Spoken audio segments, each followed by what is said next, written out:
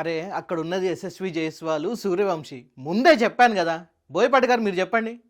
Already हमने बोल दिया, ఆల్రెడీ ऑलरेडी caution किया। అట్టెట్టెట్టెట్టెట్టె ఆ పీకుడేంటి భయ్యా, పొట్టు పొట్టు కొట్టారు తెలుసా, మామూలుగా కాదు అసలు. బాల్ దొరికితే బౌండరీ అని అడ్రస్ అన్నట్టు కొట్టారు. నువ్వు మనిషివా పశువా అలా కొడతావంటే చచ్చిపోతే ఎవరి రెస్పాన్సిబిలిటీ? అరే ఒకనొక దశలో మన టాప్ లెవెల్ ముంబై ఇండియన్స్ బౌలర్స్ని చూస్తే నాకే బాధ అనిపించింది. చిన్న పిల్లల్లాగా చూశారు వాళ్ళని. పిల్లాడిని చంపేస్తారా? నిజానికి ఇక్కడ Mumbai Indians senior players, Rajasthan రాయల్స్లో ఉన్న వాళ్ళందరూ కూడా యంగ్స్టర్సే. కానీ ఎక్కడా కూడా అసలుకి మేము తగ్గామంటే తగ్గామని చెప్పేసి చితగ్గొట్టారు. అస్సలు తగ్గేదేలే. సరే ముంబై ఇండియన్స్ బౌలింగ్లో రన్స్ సమర్పించుకున్నారు. బ్యాటింగ్లో అన్న మరి చిన్నపిల్లలు చూసి ఏమైనా నేర్చుకుంటారా అంటే పెద్దగా యూజ్ ఏం లేదు. నేను చెప్పాలంటే ముంబై ఇండియన్స్ ఫ్యాన్స్ మొత్తం గాలి మొత్తం తీసేశారు అక్కడే. ఏమిరా బాలరాజు, ఏమిరా ఉపయోగం దేశానికి నీ వల్ల? ఏ మాటకు ఆ మాటే రాజస్థాన్ రాయల్ ఫ్యాన్స్ మాత్రం ఇవాళ చాలా హ్యాపీగా పడుకుంటారు. అబ్బా సాయిరా. So anyhow jokes apart, Rajasthan Royals versus Mumbai Indians match చాలా రసవత్తరంగా సాగింది. ఎక్కడ చూసినా కూడా బాల్ కొడితే బౌండరీలోనే పడాలి అన్నట్టుగానే ఆడారనమాట. అసలు ఆ చితగ్గొట్టుడు గురించి ఎంత చెప్పుకున్నా కూడా తక్కువే. ముంబై ఇండియన్స్ నుంచి స్కోర్ అయితే కొంచెం ఒక చెప్పుకోదగ్గ స్కోర్ అయితే చేశారు, కానీ చెప్పుకోదగ్గ ఒక మంచి ప్లేయర్ మాత్రం ఎక్కడ కనబడలే అనమాట మనకి. ఎనీహౌ లేట్ చేయకుండా మనం మొదలు పెట్టేద్దాం. హలో వెల్కమ్, మీరు చూస్తున్న స్పోర్ట్స్ 99 టీవీ, నేను పవన్ కృష్ణ. సో మొత్తానికైతే రాజస్థాన్ రాయల్స్ సృష్టించిన ఒక విధ్వంసం గురించి మనం మాట్లాడుకుందాం. వర్షం కారణంగా ఇక్కడ 11 ఓవర్స్ మ్యాచ్ మాత్రమే పెట్టారు. టాస్ గెలిచారు, ఓకే. అసలు బౌలింగ్ ఎందుకు తీసుకున్నారో ఎవరికి ఇక్కడ అర్థం కాలేదు. ఇక్కడ కొంచెం అర్థం చేసుకోవాల్సిన విషయం ఏంటంటే, సరే ఒప్పుకుందాం, ఇక్కడ ఏంటంటే బౌలింగ్ వేసినప్పుడు కొంచెం బాల్ ఇబ్బంది పడుతుంది, తేమ ఉంటుంది, వర్షం పడింది, అంతా జాంతా హే, హమ్ సబ్కో జాంతా హే ఈ సిచ్యువేషన్. కాకపోతే అక్కడ ఎదురుగున్న వాళ్ళు ఎవరు అనేది చూసుకొని ముందు బ్యాటింగ్ దిగుంటే బాగుండేదేమో. ఆ ప్రెషర్ అనేది ముంబై ఇండియన్స్ క్రియేట్ చేసి ఉంటే బాగుండేదేమో. But anyhow thank you so much ఆ డెసిషన్ తీసుకున్నందుకు. ఎందుకంటే ఒక మంచి మ్యాచ్ అయితే మనం చూసాం. 11 ఓవర్స్కి కుదించిన మ్యాచ్లో రాజస్థాన్ రాయల్స్ 150 రన్ చేశారు. జస్ట్ ఇమాజిన్, ఇదే కనుక 20 ఓవర్స్ మ్యాచ్ అయి ఉంటే మాత్రం 280+ పక్కా రాసి పెట్టుకోవాల్సిందే. అండ్ అక్కడ 3 వికెట్లు మాత్రమే పడ్డాయి. ఎస్ఎస్వి జైస్వాల్ తప్పకుండా సెంచరీ చేసేవాడు అనమాట. దీనికి ధీటుగా ముంబై ఇండియన్స్ వచ్చి నిక్కీ నీలిగి 123 రన్ చేసింది. ఇజ్జత్ కాపాడుకోవడానికి కింద మీద పడ్డారనుకోండి. 9 వికెట్లు మాత్రమే, 9 వికెట్లు పోయాయి మాత్రమే కాదు ఇక్కడ. సో 27 రన్స్ తేడాతోని ఒక గ్రాండ్ విక్టరీని తన ఖాతాలో వేసుకొని అజేయంగా ముందుకు వెళ్ళింది రాజస్థాన్ రాయల్స్. ఒక్కసారి ఇక్కడ బ్లూ ప్రింట్ ఒకసారి చూసుకుంటే మాత్రం భయం లేని బ్యాటింగ్ ఉంది అక్కడ. If you observe, SSV Jaiswal and at the same time మన సూర్యవంశీ ఇద్దరు కూడా బ్యాటింగ్ చేసేటప్పుడు క్రీజ్ నుంచి బయటికి ఒక లెగ్ పెట్టేసి బ్యాట్ని ఇట్లా హై ఎండ్లో పట్టుకున్నారు. సో వాళ్ళ పొజిషన్ చూస్తేనే అర్థమవుతుంది. Starting from the first ball భయం లేకుండా బాల్ని బౌండరీ వైపే కొట్టించారు. వస్తుంది బూమ్రానా లేకపోతే చాహరా లేకపోతే ఇంక ఎవరా అనేది అక్కడ ఎవరు చూడట్లేదు అనమాట. బాల్ వచ్చిందా వెంటనే ఫస్ట్ బాల్లోనే అసలుకి బూమ్రా ఫస్ట్ బాల్లోనే 6 కొట్టారనమాట. అంటే ఎవ్రీ బాల్ ఆ ఫస్ట్ బాల్తోనే అటాకింగ్ మోడ్లో ఉన్నారు ఇద్దరు. మీరు ఎవరైనా సరే మా ఇంటెంట్ మాత్రం క్లియర్గా ఉంది, మేము బౌలర్ని చూడట్లేదు, బాల్ని మాత్రమే చూస్తున్నాం అన్నట్టుగా ఒక రేంజ్లో ఆడారనమాట. అండ్ అంతేకాకుండా ఒక కట్టుదిట్టమైన బౌలింగ్ అటాక్ కూడా వేసారు. ఏ దశలోనూ ముంబైకి అసలు అవకాశం ఇవ్వలేదు. ఎక్కడ కూడా ముంబై అసలుకి, అంటే starting from the first ball వాళ్ళ సెకండ్ ఇన్నింగ్స్లో ఎక్కడ కూడా వాళ్ళు పోటీగా ఉన్నట్టు ఎవరికి కనబడలేదు అనమాట. వీళ్ళు ఒక చెప్పుకోదగ్గ స్కోర్ చేస్తే చాలు అన్నట్టుగానే ఉంది. అంటే ముంబై ఇండియన్స్ వాళ్ళ బ్యాటింగ్ కూడా ఎలా ఉందంటే, కనీసం నెట్ రన్ రేట్ నన్నా కాపాడుకుందాం, చావు తప్పి కన్నులు ఒట్టబోతే చాలు అనుకున్నట్టుగా ఉన్నారనమాట. అండ్ ఇక్కడ ముంబై ఇండియన్స్ గురించి చెప్పినట్టు టాప్ ఆర్డర్ మొత్తానికి ఫెయిల్యూర్ అయిపోయింది. భారీ సంఖ్యలో డాట్ బాల్స్ ఆడారనమాట. 14 రన్ రేట్ అవసరమైన మ్యాచ్లో ఇలాంటి ఒక లైక్ పెర్ఫార్మెన్స్ అనేది ముంబై ఇండియన్స్ ఫ్యాన్స్ కూడా ఎవ్వరు కూడా ఎక్స్పెక్ట్ చేయలేదు. కొంచెం నెక్ టు నెక్ మ్యాచ్ ఉంటుంది కావచ్చు అనుకున్నా, కానీ అంతగానే ఏం లేదు. ఒకసారి స్పీడోమీటర్ కూడా చూసుకుంటే పవర్ ప్లేలోనే అర్థమైపోయింది. 3.2 ఓవర్స్ పవర్ ప్లే అని చెప్పి అన్నారు. అక్కడ చూసుకుంటే ఆల్రెడీ వీళ్ళు 59 రన్ చేశారు. అండ్ అక్కడ వికెట్ కూడా ఏం పోలేదు వీళ్ళది, ఏది రాజస్థాన్ రాయల్స్. కానీ ముంబై ఇండియన్స్కి అప్పటికే 3 వికెట్లు స్వాహా అయిపోయింది. ఒకసారి 6 ఓవర్స్ కంప్లీట్ అయ్యేసరికి సిచ్యువేషన్ ఎలా ఉందంటే, రాజస్థాన్ రాయల్స్ 89 రన్ చేస్తారు అవుట్ ఆఫ్ 2 వికెట్స్. 11 ఓవర్స్లో మ్యాచ్కి సంబంధించిన ఒక బలమైన పునాది. జస్ట్ 6 ఓవర్స్లో 89 రన్స్, అంటే ఆల్మోస్ట్ 90 రన్స్ చేస్తారు అక్కడే. అండ్ ఇక్కడే మనకి వీళ్ళ సిచ్యువేషన్ అర్థమైందనమాట. అవుట్ ఆఫ్ 5 వికెట్స్ 60 రన్స్ మాత్రమే చేశారు. అప్పటికి ముంబై ఇండియన్స్ డిజాస్టర్కి ఇక్కడితోనే ఆల్మోస్ట్ ఇంకా వాళ్ళ మొత్తానికి అయితే ప్లాట్ఫామ్ ఫీల్డింగ్ అంతా సెట్ అయిపోయింది అక్కడనే. ఇక్కడి నుంచి వాళ్ళు ఇంటికి వెళ్ళిపోతారని చెప్పేసి ఎవరికైనా అనిపిస్తూనే ఉంటుందన్నమాట. కానీ ఎక్కడో ఒక చిన్న మ్యాజిక్ జరగకపోదా, ఎవరో ఒకరు ఒక బలమైన పార్ట్నర్షిప్ ఇవ్వకపోరా అని చూసాను. కానీ ఎవరు కూడా అంత రేంజ్లో అనుకున్నంత రేంజ్లో ఎక్కడ కూడా ఆ పార్ట్నర్షిప్ అనేది బిల్డప్ చేయలేకపోయారనమాట. అండ్ ఒక్కడ మనం మాట్లాడుకోవాలి the one man army Yashasvi Jaiswal, 24 years old Yashasvi Jaiswal గురించి ఎంత చెప్పుకున్నా తక్కువే. ఎదురుగా ఉన్నది ముంబై ఇండియన్స్. బుమ్రా బౌలింగ్ వేస్తున్నాడు, లేకపోతే దీపక్ చాహర్ బౌలింగ్ వేస్తున్నాడు, లేకపోతే అప్పుడప్పుడు లైక్ మన బుమ్రా బౌలింగ్ వేస్తున్నాడు. ఎవరు బౌలింగ్ వేసినా కూడా నేను మాత్రం వెనక్కి తగ్గను అన్నట్టుగానే కొట్టాడనమాట. 32 balls 77 runs నాట్అవుట్గా చేశాడనమాట. 240 స్ట్రైక్ రేట్ని మెయింటైన్ చేశాడు. ఇలాంటి ఒక మ్యాచ్లో 240 స్ట్రైక్ రేట్ మెయింటైన్ చేయడం అనేది దట్స్ అమేజింగ్. బౌండరీల పరంగా చూసుకుంటే 10 4లు కొట్టాడు, 4 6లు కొట్టాడు. అండ్ కేవలం ఈ బౌండరీస్లోనే అవుట్ ఆఫ్ 77 runs అతను 64 runs మొత్తం బౌండరీస్తోనే కొట్టాడనమాట. సింగిల్స్ అనేది చాలా తక్కువగానే తీసాడని చెప్పి అనుకోవాలన్నమాట.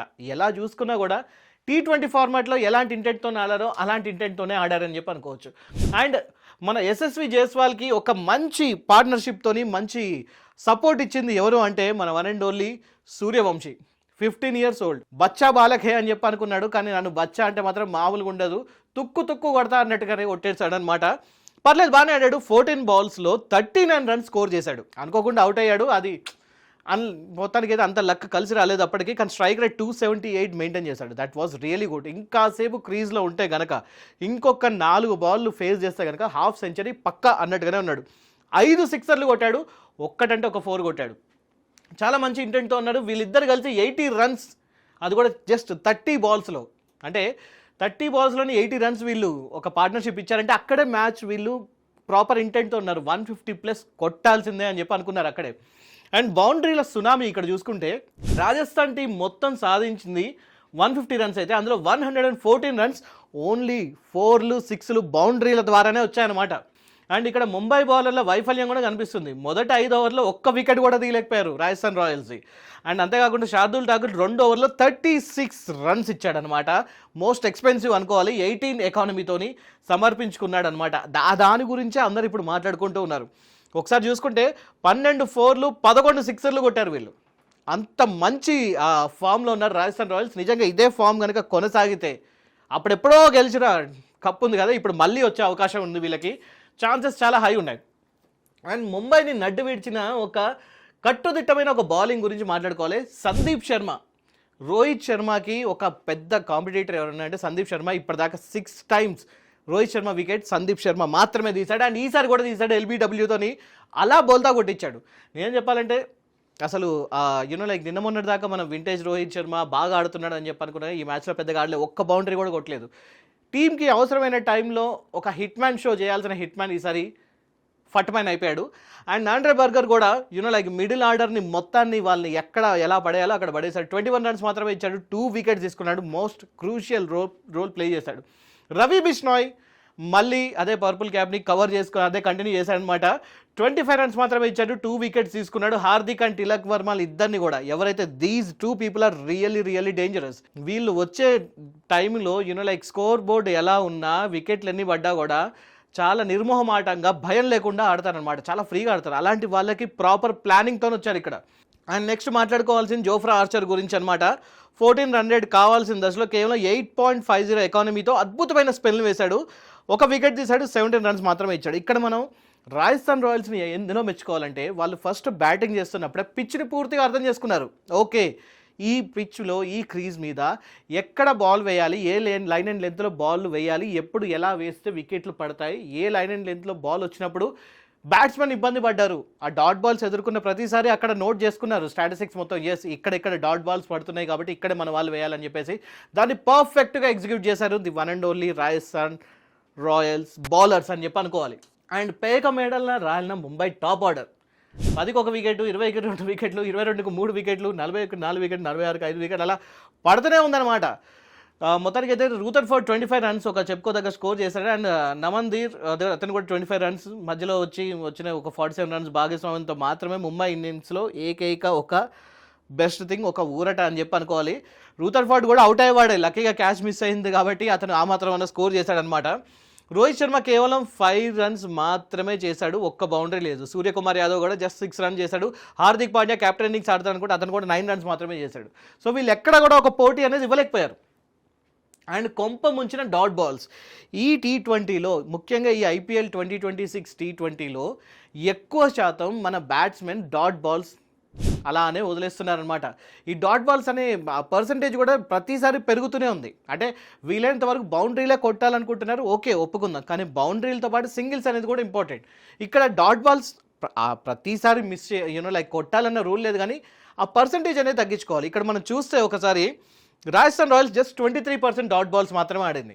ఇంకా వాటి మీద కూడా వర్కౌట్ చేయాలి, but still 23% is a good thing అని చెప్పి అనుకోవచ్చు. కాకపోతే 35% డాట్ బాల్స్ ఆడారు. అది కూడా ఇప్పుడు 150 లాంటి స్కోర్ మీకు లైక్ స్కోర్ బోర్డ్ మీద ఉన్నప్పుడు, మీరు చేజింగ్లో ఉన్నప్పుడు, అలాంటి టైంలో 35% డాట్ బాల్స్ ఆడితే జస్ట్ ఇమాజిన్ 11 ఓవర్లో 35% మీరు డాట్ బాల్స్ ఆడారంటే ఎన్ని బాల్స్ని మీరు మిస్ చేసుకున్నారు. సో అక్కడ కనీసం సింగిల్స్ డబుల్స్ తీస్తూ ఉంటే కొంచెం స్కోర్ బోర్డ్ అనేది కొంచెం తగ్గుతూ ఉండేది, మీ మీద ప్రెషర్ అనేది తగ్గుతూ ఉండేది. ఐ డోంట్ నో ఎక్కడ వీళ్ళు మిస్టేక్ చేస్తున్నారు అనేది, బట్ ఆ డాట్ బాల్స్ గురించి మాత్రం మాట్లాడుకోవాలి తప్పకుండా. ఈ IPLలో అందరూ దాన్ని సెట్ చేసుకోవాలి. అండ్ ఇక్కడ రాజస్థాన్ రాయల్స్ సంబంధించి ఓపెనర్లు ఇద్దరు కలిసి కొట్టిన 9 సిక్స్ అయితే ఇక్కడ టీం మొత్తం కలిపి కొట్టింది 11 6. అంటే జస్ట్ టాప్ ఓపెనర్స్గా వచ్చిన మన రఘువంశీ కానివ్వండి అండ్ యశస్వి జైస్వాల్ వీళ్ళిద్దరు కలిపి 9 సిక్స్లు కొడితే టీం మొత్తం కలిపి ఇంకొక 3 సిక్స్లు కొట్టేశారు అనమాట. మొత్తానికైతే ఇంకో 2 సిక్స్లు కొట్టారు, 11 సిక్సెస్ కొట్టారు. అండ్ సిక్సర్ల లోపం కూడా ఇక్కడ పవర్ హిట్టింగ్లో బాగా కనిపించింది. మొత్తానికి ముంబై టీం మొత్తం కలిపి కొట్టిన సిక్స్లు అంటే కేవలం 5 సిక్స్లు మాత్రమే కొట్టారు, అది కూడా టీం మొత్తం కలిపి. మనకి తెలిసిందే హిట్ మ్యాన్ బాగా సిక్స్లు కొడతాడని చెప్పి అనుకున్నాం, హార్దిక్ పాండ్యా అన్న కాపాడతాడు అనుకున్నాం, కనీసం మనకు సూర్యకుమార్ యాదవ్ అన్న 360 డిగ్రీస్లో రన్స్ కొడతాడు అనుకుంటే ఫస్ట్ బాల్లోనే ఆ స్కూప్ కొట్టాడు. సరే అది కాస్త బౌండరీ వెళ్ళింది, అమ్మయ్య కొంచెం ఏదో ఆడుతున్నారు అనుకుంటున్న టైంలోనే ఆ తర్వాత వెంటనే ఓకే నేను కూడా క్యూ లైన్లో ఉన్నాను అని చెప్పేసి వెళ్ళిపోయాడు అనమాట. సో అలా జరిగిందనమాట. ముంబై టీం మొత్తం కొట్టినవి కేవలం 5 సిక్స్లు, బౌండరీల ద్వారా వచ్చినవి కేవలం 78 రన్స్. రాజస్థాన్ రాయల్స్ ఇక్కడ 114 రన్స్ చేసింది. ఈ పోలిక చూస్తే అర్థమైపోతుంది బౌండరీల విషయంలో వీళ్ళు ఎంత వెనకబడిపోయారు అనేది. సో ఇప్పుడున్న మొత్తానికైతే 150 స్కోర్ ఉన్న టైంలో ఇలాంటి బ్యాటింగ్ అనేది ఎవరు కూడా లైక్ యాక్సెప్ట్ చేయరు, ముఖ్యంగా ఫ్యాన్స్ అయితే యాక్సెప్ట్ చేయరు.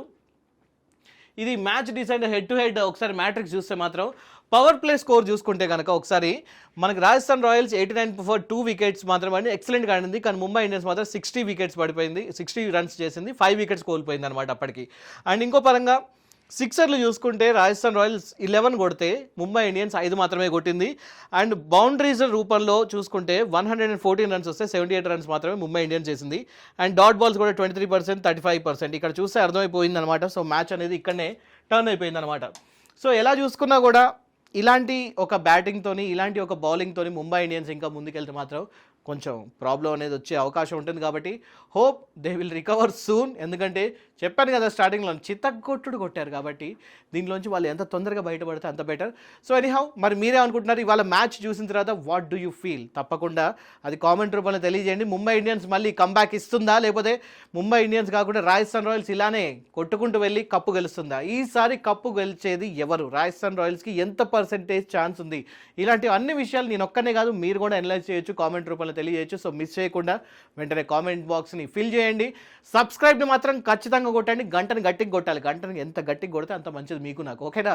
So I'm waiting for your comments, likes and subscription and గంట బటన్. సో డోంట్ ఫర్గెట్ ఇంకొక వీడియోతో తప్పకుండా మీ ముందుకు వస్తాను. Thank you so much for watching. నేను పవన్ కృష్ణ ఇంకొక వీడియోతో వస్తాను.